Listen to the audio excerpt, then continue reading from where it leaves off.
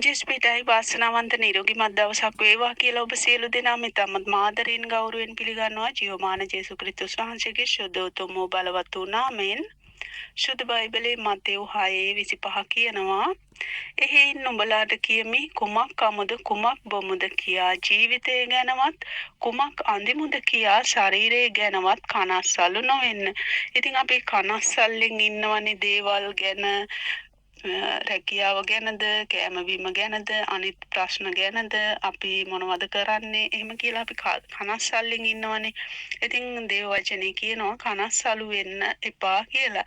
කෑමට වඩා ජීවිතේද ඇඳුමට වඩා ශරීරයේද උතුම් නොවේද?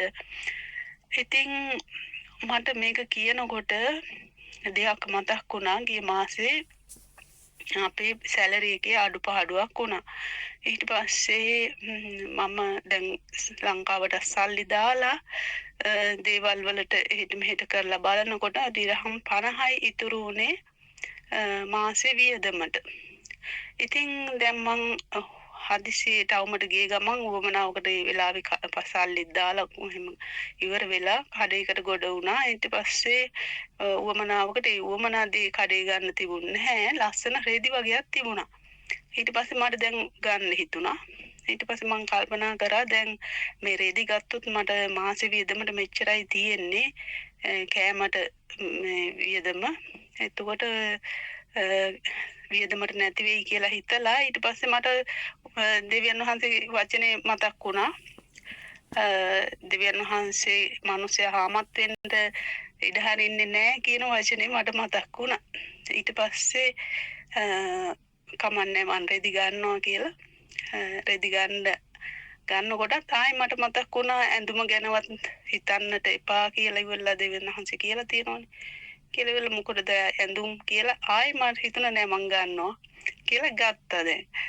අරගෙන දැන් කොහමද දිරහම් 20ක් ඉතුරු වුණා. ඒකත් අරගෙන ආවා. ඒ ඇවිල්ලා තව කඩේකට ගිහිල්ලා තව මොනවා හරි බඩු ගත්තා. ඒ අරගෙන කොහම හරි තව දිරහම් 2ක් ඉතුරු වුණා. ඒකටත් අයිස්ක්‍රීම් එකක් කකා ගෙදර ආවා.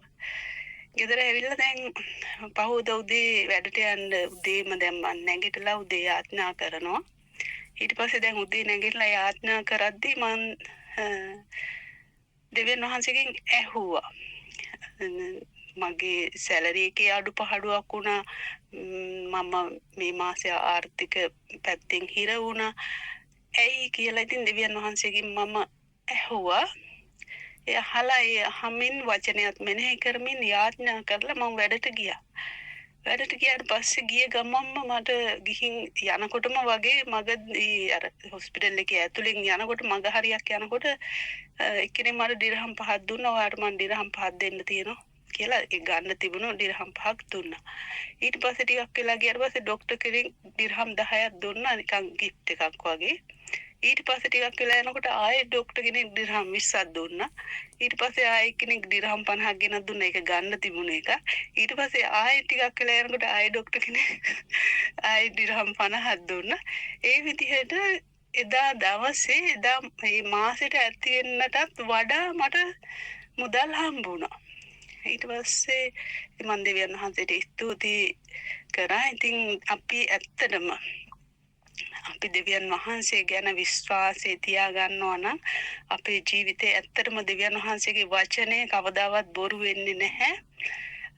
දෙවියන් වහන්සේ වචනේ දෙයක් කියලා තියෙනවා නම් ඒ හැම දෙයක්ම ඇත්ත. ඉතින් අපි දෙවියන් වහන්සේගේ වචනේ විශ්වාස කරනවා නම් අපේ ජීවිතේ හැම දෙයක්ම යහපත් වෙනවා. ඉතින් මම මේ දේව වචනේ කියන්න ගත්තේ දැන් මතක් වුණ හින්දා ඒකත් කිව්වේ. 26 කියනවා ආකාශයේ පක්ෂීන් බලන්න. උන් වපුරන්නේවත් කපන්නේවත් අටුවල රැස් කරන්නේවත් නැත. නුඹලාගේ ස්වර්ගීය පියාණන් වහන්සේද උන් පෝෂණය කරනසේක. නුඹලා උන්ට වඩා බොහෝ වටිනවා නොවේද?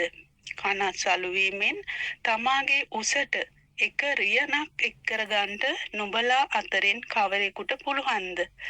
නුඹලා ඇඳුම් ගැන කුමක් නිසා කනස්සලු වන්නහුද?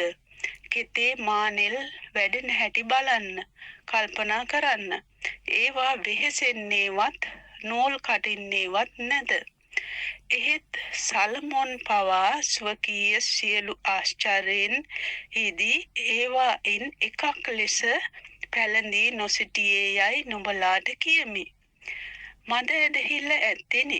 අද තිබී හෙට උදුනෙහි දමනු ලබන්නා වූ කෙතේ තන දෙවියන් වහන්සේ මෙසේ පළඳවන සේක් නම් ඊට වඩා කොපමණ වැඩියෙන් නුඹලා නොපළඳවන සේක්ද.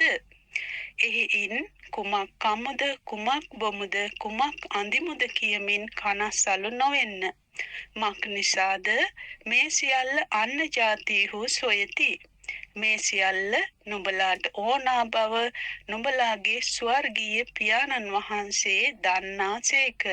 නමුත් පළමු කොට උන්වහන්සේගේ රාජ්‍යයේද උන්වහන්සේගේ ධර්මිෂ්ඨකමද සොයන්න. ඉතින් අපිට දෙවියන් වහන්සේ කියලා තියෙන්නේ මේ කනස්සලු වීම වෙන්නේ නැතුව අපිට දෙවියන් වහන්සේගේ රාජ්‍යයේද උන්වහන්සේගේ ධර්මිෂ්ඨකමද සොයන්න කියලා. දැන් අපි හිත කන්නේ මොනවද කියලා හිත ඉන්නවට වඩා දේව වචනය මෙනෙහි කරමින් දේව වචනේ සොයමින් දෙවියන් වහන්සේ මොනවද අපිට කියන්නේ කියලා ඒ ගැන උනන්දු වෙනකොට අපේ ජීවිතේ අපිට ඕන දේවල් ඒ දෙවියන් වහන්සේ වචනේ කියලා තියෙනවා. මේ සියල්ල ස්වර්ගීය පියාණන් වහන්සේ දන්නවා කියලා. ඉතින් අපිට ඕන සියල්ල දෙවියන් වහන්සේ අපට සපයනවා. අපට දෙවියන් වහන්සේ කියලා තියෙන්නේ පළමුකට උන්වහන්සේගේ රාජ්‍යයේද ධර්මිෂ්ඨකමද සොයන්න කියලා.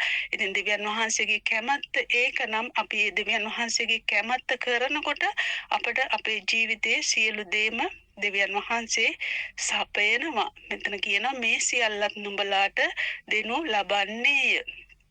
එබැවින් හෙට දවස ගැන කනස්සලු නොවෙන්න. හෙට දවස ඒ ගැනම කරදර වන්නේය. දවසේ කරදරය ඒ දවසට සෑහෙයි. ඉතින් අපි තවත් හිතමින් කරදර ගොඩ කරගන්නට ඕනේ නැහැ. තිබෙන කරදරයට තවත් වැඩිපුර අපි කරදර එකතු කරගන්නට ඕනේ නැහැ.